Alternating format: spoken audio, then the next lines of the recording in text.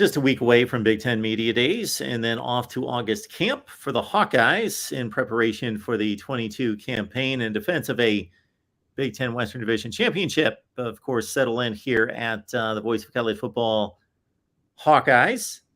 Bring your comments and questions for Corey and myself. Of course, Corey Brad makes this go, and join him and his work over at From the Hawkeye of the Storm. Corey, how are you? Mark, yeah, I'm good, and I'll just open with this. I was a bit critical of Riley Moss last week and Iowa football, so I figured I'd just go homer, go all out, wear the Iowa shirt today, and I look forward to this show. I know we've got a couple of really good media members to discuss a rivalry, an Iowa Northwestern rivalry that has been cooking ever since, the dean of college football took over in Kirk Ferentz and certainly Pat Fitzgerald. So I look forward to this discussion. It's been a slow news week. You and I discussed that before we went live on the air. There just hasn't been a whole lot, which has been a nice thing for me. I've been able to get outside and kind of enjoy the outdoors a bit more. And I know you're in the process of a big move. So, I look forward to this next hour, though. And there are items to discuss. So let's get down to it. All right. So on October 29th, Iowa and Northwestern get together. Of course, the Wildcats have won 2 of the past 4 Western Division championships, to many's surprise. As I did some homework. This was for a certain topic months and months and months ago, may have been more than a year ago, and discovered to I'm sure no one's surprised that Northwestern. I was trying to determine what programs have been underrated and who has been overrated based on preseason AP poll results, those preseason prognostications as they were, versus what happens in the postseason. And over the Pat Fitzgerald reign, and even before that, Northwestern has not appeared in a top 25 in an AP poll. Fitzgerald has brought them to the conclusion 5 times at the end of the season in the AP poll. So typically, underregarded, overlooked Northwestern. So we've got Bradley Locker on the line from SB Nation to help us with it. Bradley joins us from Inside NU. Bradley, how you doing today? I'm fantastic, guys. Thanks so much for having me, and looking forward to talking about Iowa Northwestern, which, as you said, is always a fun rivalry and usually a pretty airtight game as well.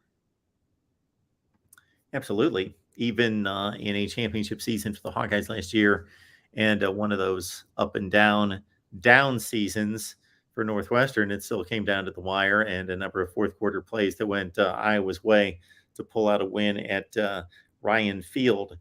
So what's the quick overview on the Wildcats entering 22? Is it going to be a significant rebound, as we've seen the roller coaster of the past 4 seasons? Yeah, Bradley, before you answer that question, I'll speak on behalf of Iowa fans. They want to know if the sharp decline followed by the sharp incline is going to continue, because like Mark alluded to, it seems like every other year Pat Fitzgerald resurrects the dead in Evanston, and the Wildcats end up being Big Ten West champions.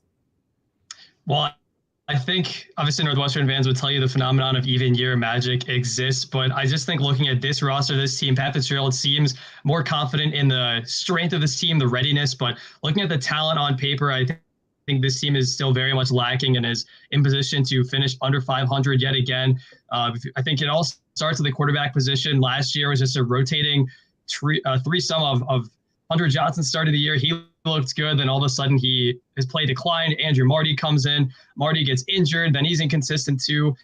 And then Ryan Holinsky, the big name transfer, finally gets a shot. And he was pretty much pretty inaccurate and did not look very poised under center. So Holinsky is one of the contenders to start at quarterback this year. Also, Brendan Sullivan, the redshirt freshman who has never played a snap of college football. So there's still lots of ambiguity at quarterback. The one area where Northwestern really is going to excel is the running back room. Cam Porter coming back from a lower leg injury. Evan Hull had over 1,000 yards last year behind a pretty subpar run blocking group. You also have a guy like Trey Tyus, Andrew Clare, the grad student from Bowling Green, who was pretty good last year. So I like the Cats at running back. Receiver have some talent, although they lost Stephon Robinson, who's kind of that top dog in the receiver room. The offensive line obviously has Peter Skoronski, one of the better offensive linemen in the country. But besides Skoronski, it's still a pretty subpar unit with some transitions at center and some different guard positions. And then the defense, obviously, a bit reeling, one of the worst defenses in the country last year, especially against the run. And we know Iowa obviously likes to run the ball a lot in that Big Ten West. Defensive line is going to have to rely on Adetomo Adebawore, the senior defensive lineman. They've brought in a lot of new transfers from a lot of new programs, some uncertainty at linebacker, at free safety as well. So I think there is some talent on this team, but the question is how much of it can be harnessed. And also Northwestern has a very, very difficult schedule this year, some very challenging road trips up ahead. So I'm not super optimistic on the Cats this year, but I think the Iowa game should be a fun one nonetheless. And Mark, let me just insert this real quick. Am I correct in saying, so 18 and 20, I don't have it in front of me, but 18 and 20 were the two championship years for Northwestern in the West. 2017, though, was not. I think there's this perception, Bradley, that, again, like I just noted earlier, that you have this constant seesaw, but I don't think that's really the case because 17 was a very successful season. I believe that was the year that they won 3 straight overtime games and beat Kentucky. Am I correct? I believe you are correct, yeah. So, Mark, is there a bit of a misnomer or misconception with the seesaw narrative? Yeah, it's only been these 4 seasons. Sure. Pat Fitzgerald had really only one down year for quite a long time from about, I remember that 2012 team was the first Northwestern team to win a bowl game. They beat Mississippi State in the Gator Bowl in 2012, and that's continued a pretty good run of Northwestern football with maybe the occasional, they had a 5-7 downer, but a long stretch of successful football. And it's just been, a pattern of these 4 seasons of up and down, and they're supposed to, if it continues, of course, then we're looking at a Western Division championship. But as it sounds, Bradley's not too confident in that being the narrative, and I don't think either one of us are. But let me just add this in, and then I'll let you go, Bradley. But let's just remember this, that 2000 I just pulled up the 2019 schedule. They beat UNLV. I don't know how good UNLV was, but probably not very. They beat UNLV that year. They beat a UMass team program that is one of the worst programs in the FBS. All right. And they won at Illinois towards the end of the Lovey era. I mean, they got waxed that year by 31 to Indiana. They got shut out 20-0 at home to Iowa. They got beat by 49 to Ohio State and by 21 to Michigan State. So Pat Fitzgerald does have the ability to, even though he kind of dispelled some of that narrative, he does have the ability to light fire under his guys. How does he do that, Bradley? Like, what is it about? Because I think Pat Fitzgerald, Mark may not agree with this, I think Pat Fitzgerald is the best coach in the Big Ten. And there are a lot of Iowa fans that get mad at me saying that because Kirk Ferentz is the longest tenured. I get that. And Kirk would be in my top 3. But I think Pat Fitzgerald is the best coach in the Big Ten. How does he light fire under his guys who maybe don't have the talent of the other major programs in the division? I think a lot of Northwestern fans would love your idea of Fitzgerald being the best coach in the Big Ten, and he's definitely one of the better coaches in the nation. I think the thing that's really stark with Fitzgerald is how transparent he is, and he really just wants the best for his players, not just on the field, but in the classroom, evolving and developing as men, as leaders. And you look at that culture at Northwestern, Fitzgerald has really hammered home the idea that this is much more than just a football team. It's really a family that transcends the gridiron, just the line of scrimmage, all those individual battles. And there's really, I've said it before, but there's nobody that you could have handcrafted better to lead this Northwestern team than Pat Fitzgerald. I think he's led the team to so much success during his Rose Bowl season, taking over after the tragic passing of Randy Walker, and then Fitzgerald just coming in so smoothly and leading this team. And the fact that Fitzgerald has continued to turn down NFL interest and offers just speaks to how much he cares about this program. And people have asked me before, well, if Northwestern has another down season, is Fitzgerald on the hot seat? Absolutely not. Fitzgerald would have to probably go winless for 3 or 4 straight years before Northwestern would even consider making a move. And I think Fitzgerald he always has his players' backs. He never wants to undermine a player, and he knows just how much Northwestern football means to the Evanston community. So there's nobody better, again, to lead Northwestern through all the travails and some different position battles and some, I don't know, even if some players struggle, Fitzgerald is always there and always trying to uplift the team. And I'll just say this too, as it relates to Pat Fitzgerald, that was one of my big fears when the reports started circulating about him turning down the Bears job. Is we didn't need another fire to be lit under his guys, and if there's anything that's going to light a fire, it's going to be hearing that this coach who's at a program that I don't want to compare Northwestern. Should we compare Northwestern as a program, Mark, to a Vanderbilt? Is that fair to Northwestern? I mean, historically, it is, right? Yeah, historically, there's a comparison. Recently, there's no comparison because Northwestern's been able to propel itself past the challenges.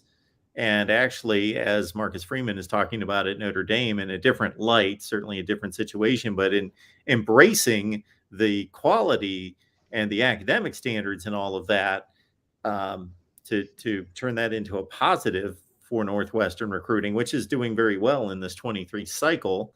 The Vanderbilt, aside from 2 James Franklin seasons at 9-4, has been a disaster for decades.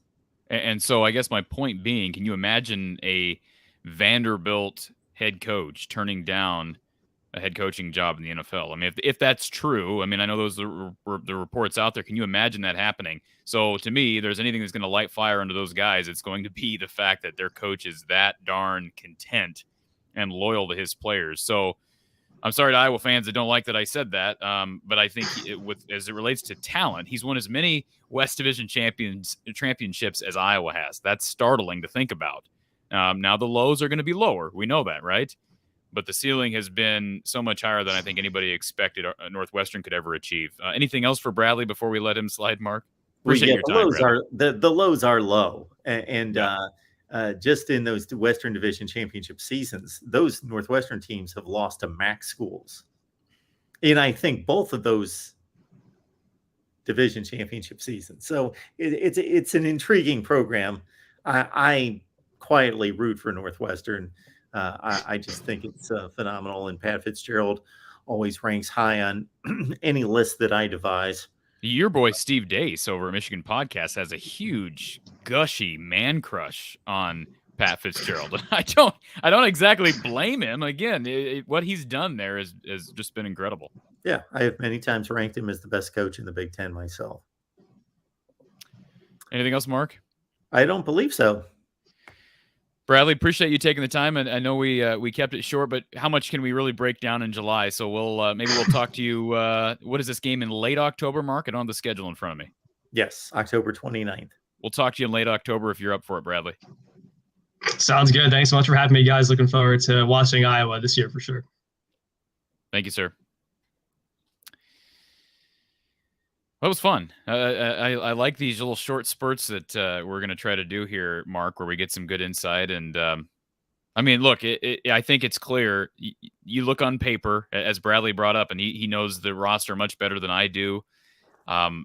You're not going to be able to predict Northwestern to win the West.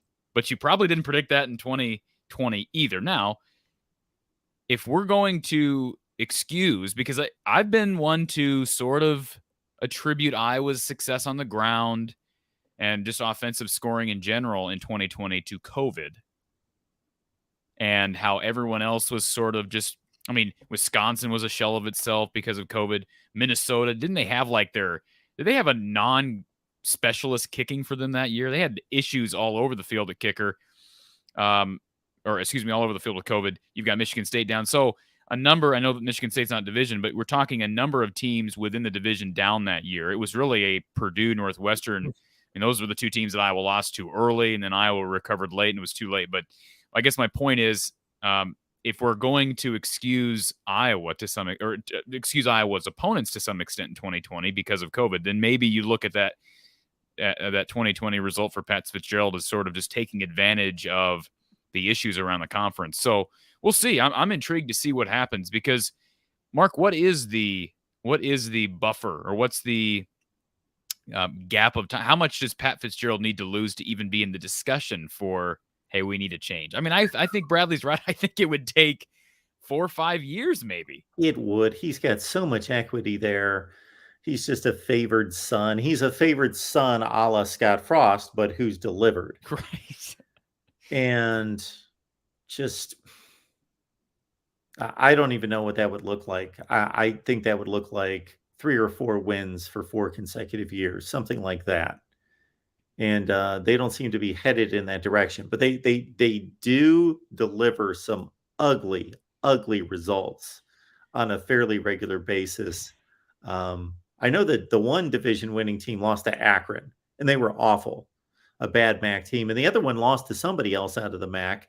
And I would somewhat, certainly I would credit the division championship in 2020, even with the truncated schedule, because the games counted. We played a full season. We played for conference and national championships.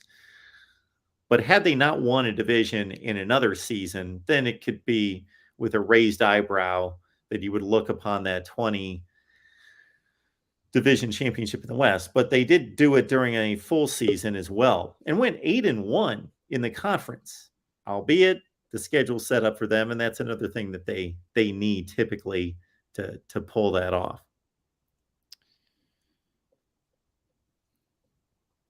Yeah, I agree. And we're gonna stay on the Northwestern beat here.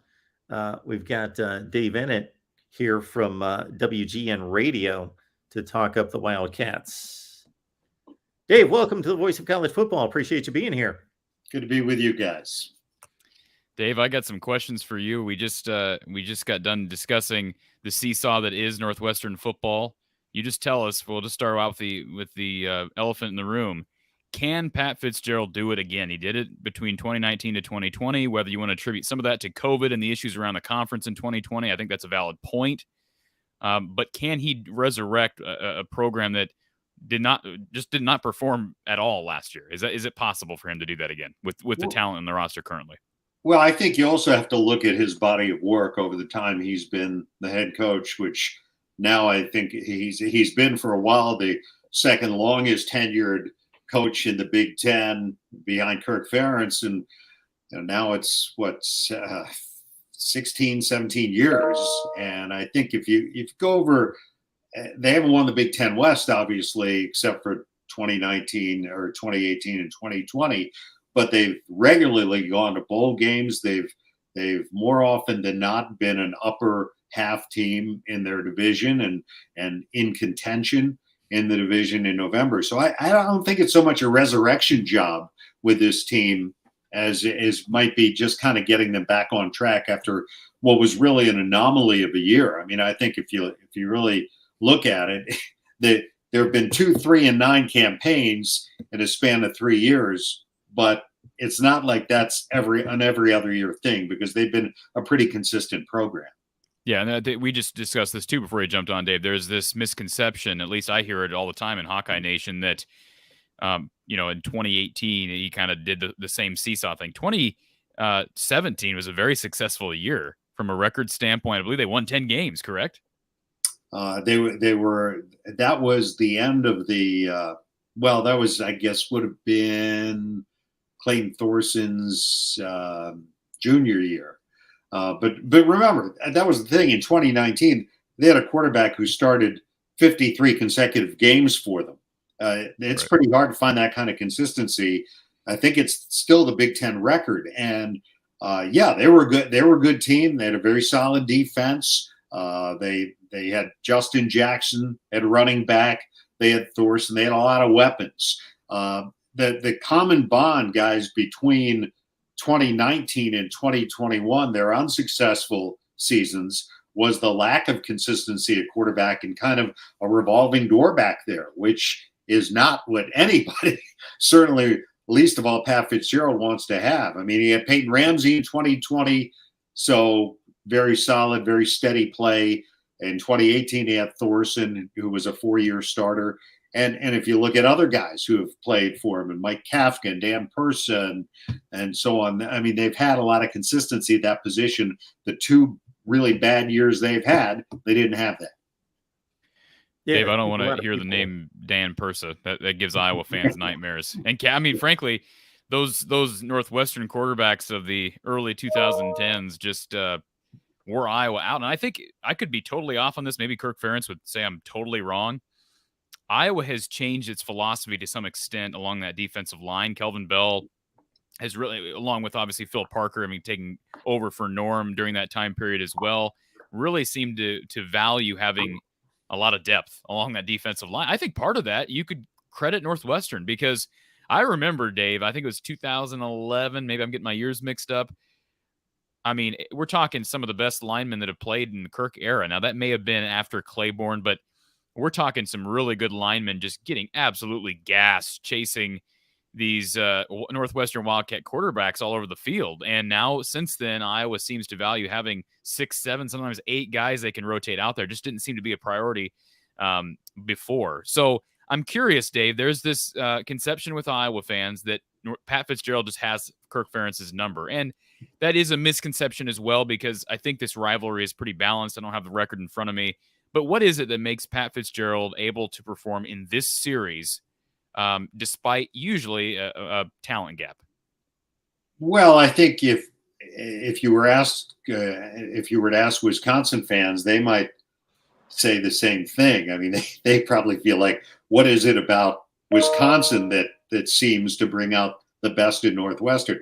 I think a lot of it is just that you look at quality programs that have won consistently, and I think it's something that goes back to Gary Barnett, who was Fitzgerald's coach at Northwestern, who was the guy who broke the streak against Iowa 21 years in a row or whatever it was, and kind of said, well, if we're going to get where we want to go in this conference, we got to figure out a way to be like that and to emulate Iowa. And they've, ever since then, if you go back over the series, it's been a pretty even series since the mid 90s. And same with Wisconsin, even in the Alvarez era. Northwestern has a winning record against the Badgers since the early 90s. So, I think they've been a pretty solid program. And Iowa obviously has been very consistent. Wisconsin's been consistent. Those are programs that you kind of want to model yourself after. And I think that Fitz, he likes rivalries. He embraces rivalries. I think that's part of the appeal of college football to all of us is those kinds of things. And I think he's done a pretty good job of getting his team ready against the Hawkeyes, especially some of the games out at Kinnick Stadium. Ahead, Dave, Mark. I'm going to attack two components of this program as it stands right now, one from a negative standpoint and one from a positive standpoint. We'll take the negative first. The 2, 3, and 9 clubs that alternated with the division championship teams, just to watch those teams, it's difficult for me to think of an offense in America during those 3 and 9 seasons that were more brutal to watch than Northwestern struggling to get first downs. And when they don't have those productive offenses, and you address the quarterback play and the peaks of the quarterback play, and people would be surprised at how many NFL quarterbacks this program's produced under Pat Fitzgerald in the past 15 years. There's just been, it's a lack of dynamic talent on the outside to create space, to create explosive plays, have seemed to be, on a negative side, the hallmark of Northwestern offense when it's been down. Well, I mean, wouldn't that be true of most teams when they're down? They're lacking, those kinds of playmakers. I think it's fair, but remember, in 2018 they had a guy named Bennett Skoranek, who last time I looked was playing in the Super Bowl last February. And I remember him making a pretty good catch at Kinnick Stadium to clinch the Big Ten West. So, yes, maybe some of that is true. They haven't had enough of those guys. And I don't know if they'll have enough of them this year. I mean, I hope they do. They've had some guys the last few years who've moved on. Kyrick McGowan was a playmaker as a wideout. We mentioned Skoranek, some other guys they've had over the years, some pretty good ones. But ultimately, you got to get a guy who's going to get them the ball, whoever those guys might be. And in 2019, they started out with Hunter Johnson. They went to TJ Green in the opener. He got hurt and was out for the season. Otherwise, he probably would have been the starter, and at least they would have been a more consistent program as far as the quarterback position. Last year, they had kind of the same deal. Johnson started, got pulled against Duke. They put Ryan Holinsky in. They played Andrew Marty. They never really settled till late in the year on a guy. And so, yeah, I mean, that's all. What you're saying is not inaccurate. I mean, they need more of those guys, obviously, but they still, ultimately, it's going to come down to consistent quarterback play. you're not going to go 3-9. You might not win the Big Ten West, but you're not going to go 3-9 if you can't settle on a quarterback and have a guy who can be effective for you. Get Dave Ennett here to talk Northwestern Wildcat football from WGN Radio. And then from the positive standpoint, I'm going to swing it over to the positive, and a more recent hallmark of Northwestern football under Pat Fitzgerald, I think, is in recruiting. Recruiting is never going to be, it's not going to be Ohio State, but it seems as though there's been a higher level of recruiting. We see where 2 first-round draft picks came out of Northwestern, and Rashawn Slater and Greg Newsome just this past 21 NFL draft. That was a first time in the history of the program. Just maybe a number of quality NFL caliber type players in this program, more so than what we've seen in the past. Yeah, no, I think it's very accurate. I mean, I think there are more guys from Northwestern in the NFL now, and certainly it's not going to rank in terms of sheer numbers with some other schools in the Big Ten, like Iowa, like Ohio State. But for Northwestern, they probably have more now than they've ever had, and guys playing significant roles with their teams as well. And yeah, I mean, I don't think there's any question about it. They've upped the talent level. It's been a gradual process. Some of it now, guys, has to do with facilities. I mean, they constructed a beautiful facility on the lakefront. I don't know if you've ever seen renderings of it or been able to see it, but the Ryan Fieldhouse, the Walter Athletic Center are spectacular on the Chicago lakefront, on Evanston lakefront, actually, looking towards the city. And I think it's kind of got the wow factor for recruits. Obviously there are a lot of things that go into recruiting now. NIL is a big part of it, but facilities have been a huge part of it for a long time. And I think they were always kind of behind the 8 ball on that. And I think now they've picked it up. The next part of that is building a new stadium, which in a couple of years, they're going to break ground on the new Ryan Field. So I think that's also going to continue to help them. But you're right. I mean, I've followed the rankings this year, the recruiting rankings for 23, and they're in the top 10 for a long time. And those numbers fluctuate, as you know, but still they've been ranked among the upper half of the Big Ten in recruiting. Dave, I got to ask you this. When you look at the Big Ten Conference and you look at your what quote unquote developmental schools, I think of Iowa, I think of Wisconsin, and certainly I think of Northwestern. From an academic standpoint, how much does that change because for a lot of Iowa fans, we have no understanding of how much that makes it difficulty, or trying to formulate my question correctly. It just makes it more difficult to recruit, doesn't it? I mean, and then you're going to develop guys who are even lower ranked than in Iowa and Wisconsin, typically. You're talking about developing guys for the NFL? Just development in general, right? I mean, we already know these 3 schools are predicated on development, but if you're Northwestern, you are not going to be able to work with the baseline of a Wisconsin or Iowa, similar to how Iowa's not going to be able to work with the baseline of an Ohio State, Michigan, or Michigan State. You get where I'm going with that? Yeah, I do, but I mean, I think that they've held their own in that area. I mean, I think that they have a smaller pool from which to recruit. That's always been the case in Northwestern because of their academics. But I think that the one thing they have done, if you look at, I mentioned the guys playing in the NFL, those guys were not all 5-star, 4-star, 5-star recruits. And yet, you mentioned 2 first-round picks in 2021, other guys who've been impact players in the NFL. Those guys have been guys who have been they've had to out recruit somebody for those guys, and they've had to develop them into the kind of players that appeal to the NFL. So, I think that the track record they've had is good. Would they like to be better? Yeah, probably. But I think they've done a pretty fair job of raising the level of a program that a lot of people over the years probably didn't give much of a chance to. So. And now, they've, like I said, I mean, they've won 2 Big Ten West titles. I don't think that's their ultimate goal, but it certainly is beats finishing in the bottom half of the division every year, and they found that out the hard way the last 3 years.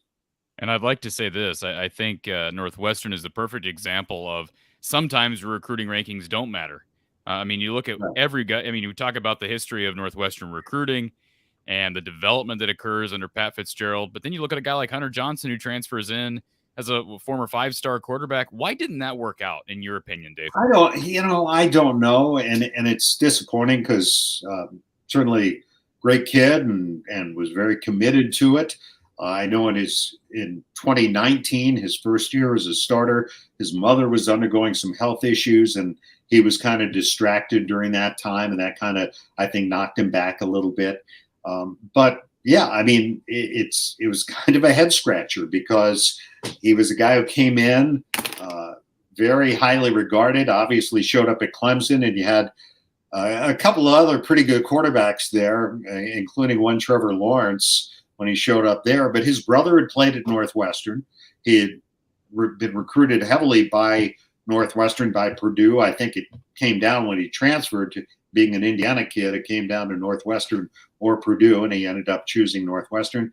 And it's hard to say why it didn't work out. I can't give you a real good answer for that because it's just one of those things where sometimes it doesn't happen the way you'd like it. They've got another transfer quarterback now in Ryan Helinski, who came from South Carolina, but started some games last year, and I would think he would be the favorite going into fall camp to start this year, but I think it's going to be a pretty open competition.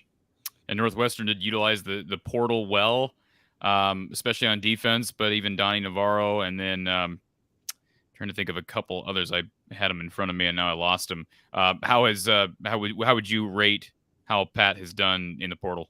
Well, they've had they've had some hits, they've had some misses. Obviously, Johnson, it just didn't work out for whatever reason. Stephon Robinson last year, a wide receiver who was probably their best, one of their best playmakers as a wide receiver and kick returner, and now he's moved on. But I think last year they used the portal to fortify their defensive front. They've done that again this year. Also picked up a linebacker from the University of Pittsburgh, a couple of kickers, a punter and a kicker, I think, that gotten through the portal this year. So it's not something, I don't think that they necessarily, it's not the first thing they look at. But on the other hand, I think today in college football, as you know, this is the world in which we all live now. It's the transfer portal. You better learn how to utilize it to the best of your ability. And I think it's kind of a learning process for everybody. But I think they've, it'll be interesting to see how these guys do in fall camp because we haven't really seen any of them yet. I have one more question, and then we'll cut you looser unless Mark's got something. I just want to bring up, this is kind of off base, but I want to go back to the unionization or the attempt to unionize several years back. And we would have never thought when Kane Coulter and those Northwestern athletes made that attempt that we would be where we are now here in 2022 with NIL. Did that attempt, was that sort of underrated as far as its impact on how student athletes viewed pay for play and certainly name, image, and likeness? Well, I think it might have been. I think that's a great point. I also think that I think it changed things, even though ultimately they lost their attempt to unionize, right? Because I think that you saw universities, you saw these institutions say, these guys want a seat at the table. That's really what they're asking for. And, I can speak to Northwestern. I know it's happened there. I think it's happened at other schools as well. I think they've made an attempt to give the student athletes more of a say in what's going on, to make sure that some of the things that some of their grievances were addressed, and things in terms of long-term medical care and stuff like that they've taken a broader view of that now. So I think it definitely had an impact, and I think it laid the groundwork for what we're seeing now with NIL, even though they kind of had a different genesis. I mean, the NIL came out of the lawsuit, but still, I mean, the ultimate result is that players are getting compensated now, and probably their overall well-being has maybe gotten more attention and it's in a better place. And that was a lot of what Kane Coulter and those guys wanted, It right? was absolutely health and, the health side of things. And yeah. Would you say overall, Dave, that NIL as it currently stands, because I think there's a lot of problems with NIL, that's just my opinion right now. Would you say as it's currently constructed that NIL helps or hurts recruiting for Pat Fitzgerald? I think for Iowa, it certainly hurts recruiting here. You know what? I don't know that it's had a huge impact yet. I've asked some people around the program that, and they're still. It's like a lot of places, guys. They're still trying to figure this whole thing out, and everybody's. I saw Nick Saban said today, his players got $3 million through NIL last year. I guarantee you, I didn't hear of that happening at too many schools around here. Maybe it did. But I think that everybody's going to figure this thing out. And it's too bad that they didn't figure out all the mechanics before they just said, okay, let it fly. But I don't think it's had a huge impact yet, but I think it will. I think once all the rules are in place and once everybody has an understanding what you can do and what you can't do, I think that for a school like Northwestern in a major media market like Chicago, and this will apply to pretty much all the schools in the Big Ten, I think. And I think it's going to be a big asset for them because I do think that they're going to be able to find opportunities. I remember being at Nebraska. We had a game at Nebraska last year and seeing a commercial on a local Lincoln station with a couple of Nebraska players sitting in a sports bar eating a plate of ribs. And it's something that would have been unheard of, 3 years ago. So, I just think we're all kind of feeling our way through this thing now, and it's going to be really interesting to see what the long-term ramifications are. And we talk about this all the time, Mark, but that is what NIL should be about, in my honest opinion. Should be about being able to make commercials and maybe actually profit off your likeness, not recruit with hundreds of thousands of dollars. And, you see what Miami's been able to do in multiple sports. So, Mark, anything else before we let Dave slide? We really appreciate your time, Dave. I appreciate your perspective. Anything else, Mark? Well, yeah, Nick Saban made that comment about $3 million, and I think it was almost assumed within the quote was the term only $3 million. Ryan Day made the statement a couple of weeks ago that Ohio State would need $13 million to maintain its roster. One quick thing, Dave, and this is courtesy our Nebraska guy Cole, just to answer this super chat question. He is dying for you just to give a response to the NU versus NU, of course, meaning Northwestern Nebraska trip to Ireland to open the football season. Yeah, well, it's like 40 days away, which is the most unbelievable part of it. But I'm excited about it. I mean, I think I've never been to Dublin. I changed planes there once, and I'm anxious to see the city. I'm anxious to see what it's like to see a college football game in another country. And it sort of feels to me like Northwestern. I would think Nebraska is doing this too, approaching it sort of like a preseason bowl game. And I think it'll be a lot of fun. I mean, I think it's also a really big game for both programs because it's a Big Ten West game to start the season. And both were 3-9 last year and both looking to take a step. And boy, if you're able to get a win, I know in Northwestern's case, then you come home for 3 straight non-conference games after a bye week. You could set yourself up to have a pretty nice season. So it'll be fun. I'm anxious to see the Guinness Brewery and other sites in Dublin. And the two favorite sons, right? The Frost versus Fitzgerald storyline. And I think from a Nebraska perspective, Cole in our chat may disagree with this, but I think that is a do or die game. If you're Scott Frost, you lose that week 0 game again and get that season started off on the wrong note. All bets are off at that point.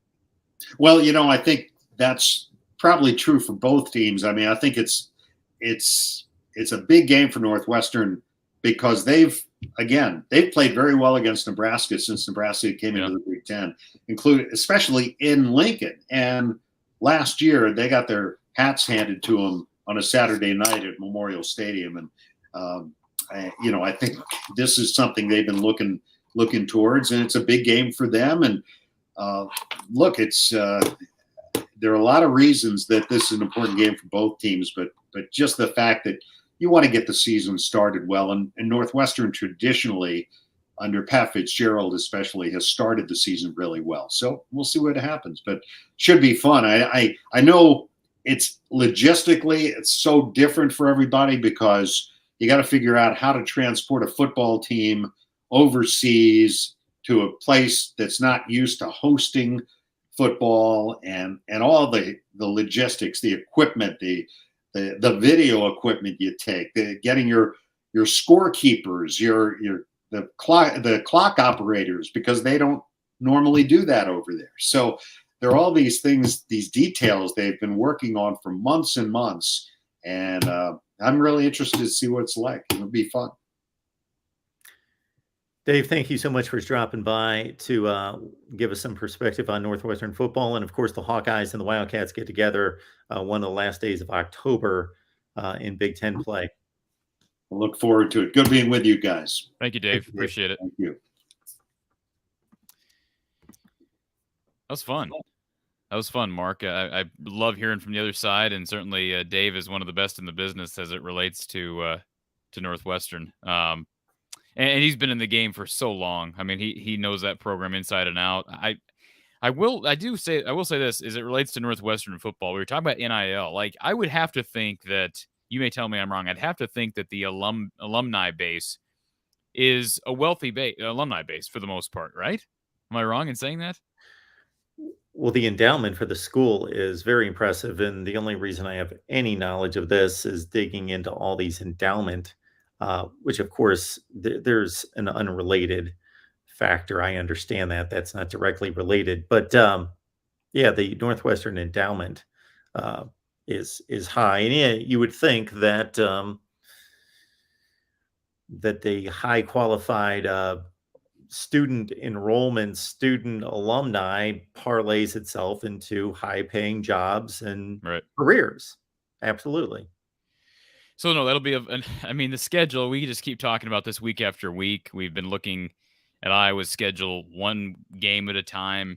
The schedule is brutal. So you probably had to sit down with former Iowa quarterback Chuck Hartley the other night, and that was a pleasure to catch up with Chuck.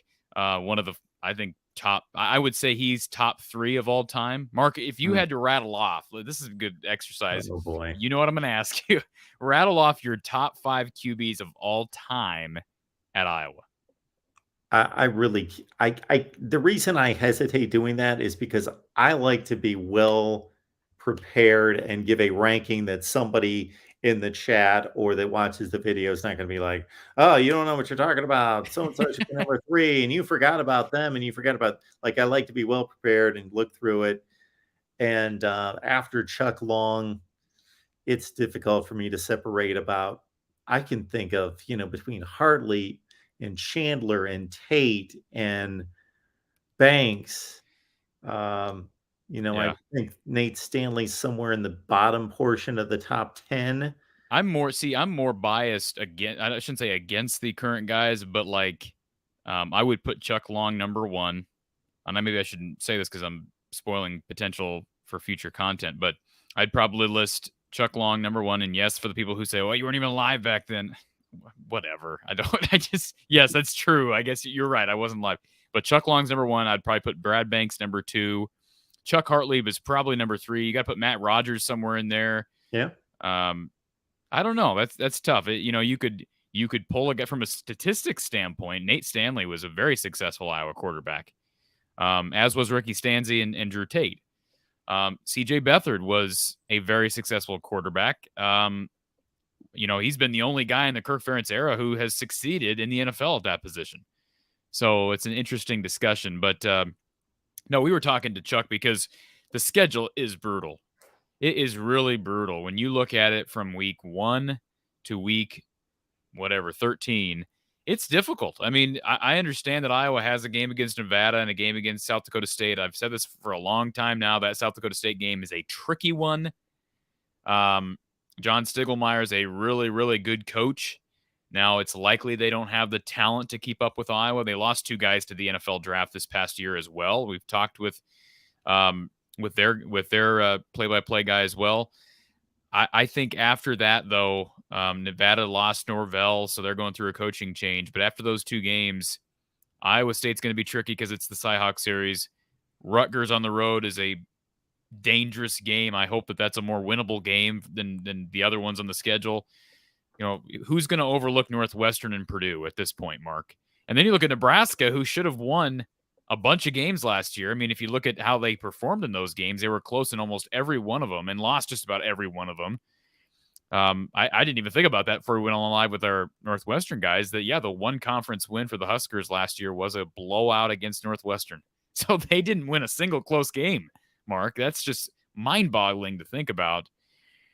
There isn't an easy game on Iowa's schedule. If you want to call South Dakota State and Nevada easy games, okay. I still think that's a scary thing to say, just 6 years removed from the North Dakota State debacle. Iowa fans, by extension, can take offense to what I'm about to say in the same way that I did. This got me hot under the collar. I should have been taking notes the last 2 days while watching the SEC Network's coverage of SEC Media Days. And I have a pretty high level of respect for just about all the commentators that they've had on the last 2 days. But there was a glut of just moronic statements made.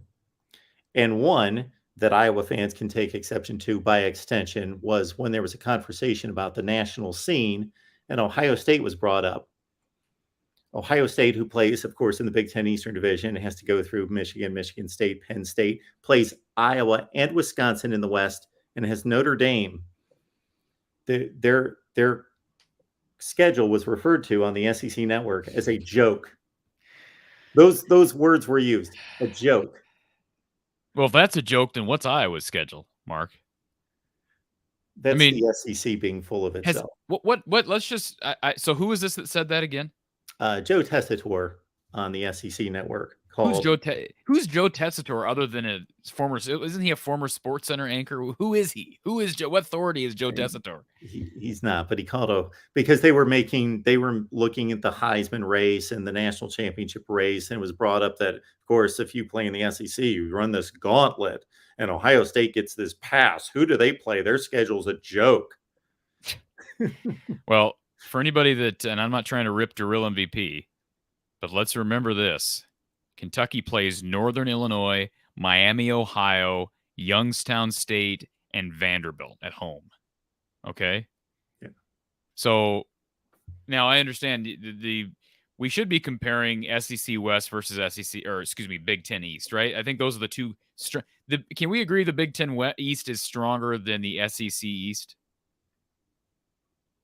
Yes. Please say yes. Okay. All yes. right. I'm glad you paused. You had to pause. The SEC East is deeper. I think it's crappier at the bottom, Mark. At the very bottom, meaning one team.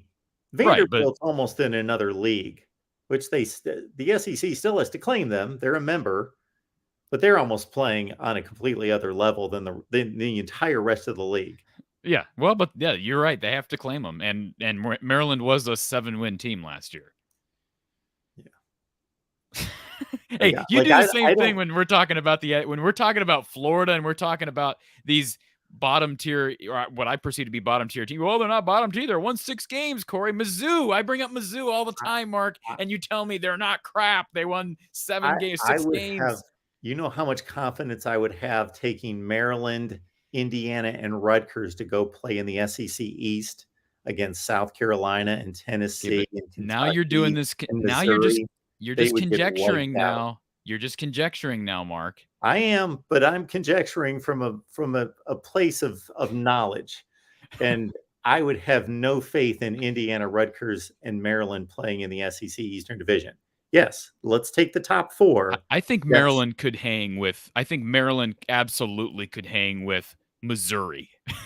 Come on. I mean, Maryland, Missouri. I take Missouri. If those two teams played tomorrow, I would take Maryland. Didn't Mizzou lose to Army? I don't know who I would take. It's a toss-up. Didn't Mizzou lose to Army? Yeah, in a bowl game with a lot of players missing. Sure. Okay. I know we've had these debates about. You've basically told me that bowl game results don't matter, right? No, I never said that. No. To some Don't put extent, those you've words in said my mouth. this. I've never said that they don't matter. Well, the SEC did not perform very well in bowl games I've last said year. they have to be taken into consideration. The Well, losses, the opt-outs. You clearly you use bowl performance as a very small percentage of your criteria for evaluating these conferences. Is that fair? Very small. No, that's not fair. Okay. Well, what are we weighing then? Are we going to get into this debate again, Mark? What are we weighing? If we're not, what else are we weighing then? Because I started this part of the conversation out as a very pro Big Ten stance, and now I'm having to jump. And now you're getting ripped. Well, now the you're SEC getting is ripped. the best conference. I agree with that, but I don't Okay. think it's as big of a gap as the SEC network wants you to think. Oh, well, no. And I don't think it's maybe as big a gap as you think, Mark, because statements like what you just made that Maryland may struggle in the bit. I don't agree with that. Maryland's got a lot. Let's remember, Maryland has a lot of They traditionally have a lot of athleticism. They just can't play in the trenches, right? Exactly. They make big And plays. that's They what give up would big cause plays. them to get run into the ground by the likes of Tennessee and Kentucky and South Carolina. And those are not great teams in the SEC. Missouri gets run into the ground a lot as well. Yeah. As does Vanderbilt. Well, Vanderbilt. Again, the difference between the Big Ten and the SEC in those lower spots is that, yes, Vanderbilt's playing high school football compared to the rest of the SEC. That they almost have like a different category. But if you then go to the second, third, fourth worst teams in the SEC, you have shot completely into respectability. Like you've shot to levels of fifth and sixth best teams in like the ACC, with the 12th and 13th best teams in the SEC. So let me ask you this, and you probably addressed this I know this is an Iowa channel. This will be my last question about conferences to you, Mark, because I think it's an intriguing one. I think Iowa fans, I'm intrigued by the conference realignment discussions. But if you were to add Clemson, Miami, Florida State to the SEC, because I know how I feel about it, and I've been very outspoken on it. If you add those three teams to the SEC and the Big Ten adds USC, UCLA, Oregon, Washington, Notre Dame, have the playing fields completely. I think that's about as even as you can get. Because let's be honest, you may say Miami and Florida State are powerhouses. They're not. I mean, they're the equivalent of a Washington or an Oregon. Now, maybe there's more potential down there. Certainly, market is going to help those conferences in general with more money, but I think that evens the playing field. Well, absolutely. There's more potential. Those two schools were two of the top 5 dominant schools in the country from like the early 80s to the early 2000s. But we're also talking about adding USC, UCLA, and Notre Dame, which have just as much potential, maybe more. They have more. There's more potential. Hold on. There's more potential in any one of those three schools than there is at Florida State. That's not a debate. That's not been proven, though. Wait a minute. Corey. I think it's clear. Come on, Mark. Come on. You're telling me what you think has there's Florida more State potential football accomplished versus Notre Dame football in the last 30 years? It's not even close. Okay, we're talking about potential. We're projecting forward, right? Yeah. So Florida State, 5 years ago, was on top of the world in college football. They have nosedived into basically irrelevancy. Okay? Absolutely. USC has been we know USC's rich history. We know UCLA, obviously we think of UCLA as a basketball school, but the history with those two teams is exquisite. What makes you think that Florida State could potentially even rival those two teams' history or a Notre Dame? Well, UCLA's not even in. UCLA shouldn't even be mentioned with those other schools in terms of football prowess. Well, but just the fact that they're an LA school, the potential, can we agree the LA and their connection to USC, the potential there, to me, I would take UCLA's potential over Florida State's. You're going to argue with that, I'm sure, but I would take their potential on a number of factors over Florida State. Yeah, Florida LA State or Tallahassee. Florida State takes serious football much more seriously than UCLA does. At LA least that's what their actions show us. LA or Tallahassee, Mark? Well, I'm not setting up a nightclub. I'm running a football program, and Florida State and Miami were two of the top 5 football programs for a 20-plus year span. So they've done it. So, like I said, so have Notre Dame and USC, and you want to argue that UCLA has not done it. And we haven't even touched Clemson. I just think UCLA has got the potential of being a sleeping giant. Okay. Oh, I do too. Absolutely has the potential. Absolutely. How could you not think that they have the potential of being a sleeping giant? Given where they're located, given the money there, given the rich history of basketball, that's maybe the most blue blood school in the country. I'd put UCLA's history I'd put Duke and UCLA right at the top. And I don't know if I'd put Duke ahead of UCLA as far as history in college basketball. All right. So we're talking about football. I understand. I understand. And UCLA's been marginal is the best word for it for 20 years. They've been marginal. Yeah, I agree. And they have not been elite since like the 50s. We're talking potential, Mark. You just admitted you think they have the potential of being a sleeping giant. That's what I'm talking about. I'm not talking about I recent made the success. statement a number of times on my channel that UCLA, and this is before the move to the Big Ten, intrigues me because they do have a great potential, and I don't know why they don't win. Right, exactly. And I'm just saying, if we want to talk about recent success, then let's add Utah to the Big Ten. But anybody knows the ceiling at Utah is not what the ceiling at UCLA is. Sure. It's not even close. And yet Utah has been a lot more successful in recent time. Yes. So I'm just saying, I don't know how we got into this debate, but I'm just saying I would take, I know a lot of fans will disagree with this. I think I would take UCLA over Florida State, quite frankly. Now, it also matters from a regional standpoint, what does the SEC gain by adding Florida State, right? Potential for more money. Obviously, they're not gaining a different market, right? They're not gaining a different market. The Big Ten goes down there and adds Florida State. They're gaining a different market. Yes. So I get that side of it, but just apples to apples from a potential standpoint, I think I'd take UCLA. I would certainly take USC over Florida State. I would most definitely take Notre Dame over Florida State. I rate Miami's potential far greater than the Seminoles. And I've got family who are alumni of Florida State, so it's not like I've got to been vetted against the Seminoles, but I just think potential-wise, they would be at the bottom of this conversation.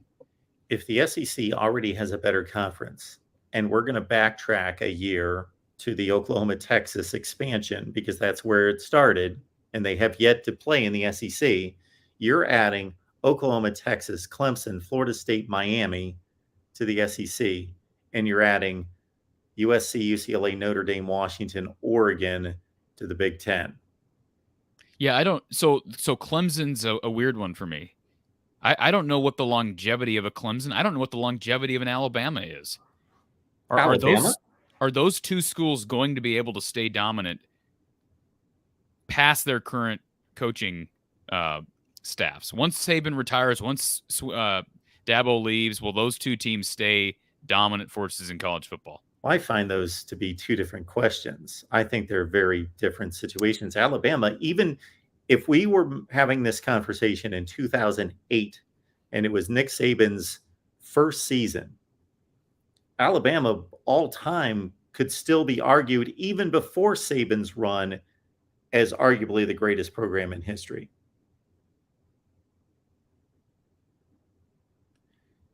Two coaches, Mark. We're talking two coaches. I'm talking about sustained program success. Ohio State, you should know this. Ohio State, we're talking a bevy of coaching staffs, right, that have sustained that. It doesn't matter who's coaching. That's what I'm talking about. But there weren't a whole lot of coaches in between those two coaches for Alabama. Yeah, no, that's what I'm won a national championship without either one of those coaches in between those two coaches. I'm not questioning that. So the reason I am questioning it is because of the lack of different coaches for that program. You look at Iowa. I'd question it in Iowa. I think Nebraska becomes relevant if Brett Bielema can resurrect Illinois. Kirk Ferentz steps aside. I don't know. Is Iowa going to be able to? There were, as you know, there were pretty dark years of Iowa football in the mid 1900s. So I guess that's my question. Is if Clemson and Alabama, if you're confident both of those schools can, I know they're different situations, but if both of those schools can sustain success, then yeah, I would probably still rank SEC. The the SEC ahead of the Big Ten as far as potential relevancy. From a recent success, certainly, I'd still, even with Miami and Miami being one that hasn't really won anything recently, I'd still rank the SEC higher. But if we're talking about Clemson and Alabama being sort of a question mark for long-term success, I would take the programs of Notre Dame. Again, we're comparing these programs apples to apples. I would take Notre Dame and USC potentially for their history over some of those other schools in the SEC that don't have the rich history as far as coaching staffs, different staffs. Does that make sense? Sure. Yeah, I think USC and Notre Dame could be the crown jewels of all that, all those programs put together. Could be. And to Corey in the chat, FAU, I think he means FSU won a title less than a decade ago. I understand that. Washington was in the college football playoff less than a decade ago. Yeah, that does not mean miles between those two statements. I understand, but what I'm saying is we're talking about sustained success and potential. That has to be weighed in here, correct? Yeah, and those Florida State teams had sustained success. They didn't just jump up and win a national championship. Sustained for how long, Mark? 40 years. Okay. Not to how many national titles did Florida State win before 1980? None. Okay. How many national titles did they win between 1980 and 2000? But I don't know if that's significant now. Well, Florida State finished in the top 4 in the country 15 years in a row. Yeah. 15 years in a row. Well, that's insane. They've been crap now for how many years? 5. They've been crap. So, my point at USC, when USC takes a step back, they've been Maryland for the last 5 years, which is crap. And when USC takes a step back, they're not crap. When Notre Dame takes a step back, they're not crap. When Ohio State takes a step back, they're not crap. FSU, in my honest opinion, FSU shouldn't even be in the same conversation of those other schools. And we're mixing them in. Now, UCLA is a fair conversation, even though UCLA didn't have recent success. Not to pump up my team, but for as great as Notre Dame and USC are, they can't even be in Ohio State's conversation in terms of consistency. True. I agree with that. I shot a video a couple of years ago, and I took as many programs as anyone could consider either elite today or elite at some point. And I put a criteria on what I would consider to be down. And I put that on 3 years of not seriously contending for a conference championship for 3 consecutive years. Meaning going into the last weekend of the season, you did not have a chance to win a conference championship. And I had to go back to the 1940s to find the last time Ohio State did not contend for the Big Ten championship for 3 years. Perhaps the most sure thing in college football. Right? I'm not, that's Big Ten. That's not Big Ten bias stating that. That's just, it's the best record since 2000. It's the best record since 1970. Almost any criteria of time range you put in there, it's going to be the best winning percentage. Yeah. And I know a lot of people are probably thinking that I'm crazy saying that I'd take UCLA ahead of Florida State. Again, I think it depends on the circumstances. I'm talking from an SEC standpoint. I don't know. I don't know how much. Obviously, adding Clemson and Miami, to me, those are great moves. And maybe I'm putting way too much emphasis on that, what I perceive to be potential and ceiling. And I think UCLA's got tons of it, even though they haven't really proven it. And Florida State's got potential. Yeah, no, they've won a national championship recently. But I think UCLA potentially has an opportunity to sustain being a powerhouse if they can achieve it than a Florida State would long term. But you brought up some excellent data that refuted me. So I'm just trying to be I'm just trying to be Skip and Shannon. I just want to be undisputed. That's all I'm trying to do. We really Mark. don't. No, I really am not. When it's legit, yes, and it is right now. We're both making the points that we're making because we believe in them, rather than some type of conjured up debate. But UCLA is an intriguing school, and maybe membership in the Big Ten will be the impetus to them unlocking a lot of that potential. Yep. And the other thing is I'm just trying to mirror the delusion of the SEC network today. They're going to be delusional. I'll be delusional right with them. How's that? They were a number of times today. Mark, I know we're running out of time. Couple things that there has been very little news on the Iowa football front, so I apologize to the Iowa fans that we spent these last 20 minutes debating a subject that you probably know a lot more about than I do. I will say this: it was announced that Iowa will have their open scrimmages fall on August 13th, so their Kids Day scrimmage on August 13th. Their Iowa Media Day will be August 12th, so things starting to fall in place to be able to actually get a schedule for this fall camp and getting closer and closer. I mean, what did Dave say as far as Ireland? Is that 40 days away now? I mean, we're talking just a little over a month. It's incredible, Mark. It goes by, the off season goes by faster than you expect. Yes, I'm losing track of our days here in July, but August 27th is week 0. That's Saturday. So, yeah. Sounds good, Mark. This is fun. Yeah, it is fun. Everyone, don't keep the enjoyment to yourself. You can bring your other college football friends along with you, both Iowa fans, that's the preference, but all of College Football Nation, welcome here every Tuesday at 4:30 Central Time. And jump on over to from the Hawkeye of the Storm, and in particular, Corey's conversation with Chuck Hartley that was just the other night and posted. So check that out. Sounds good, Mark. Thanks All for right, the time Corey. as always. Sounds good. Thanks.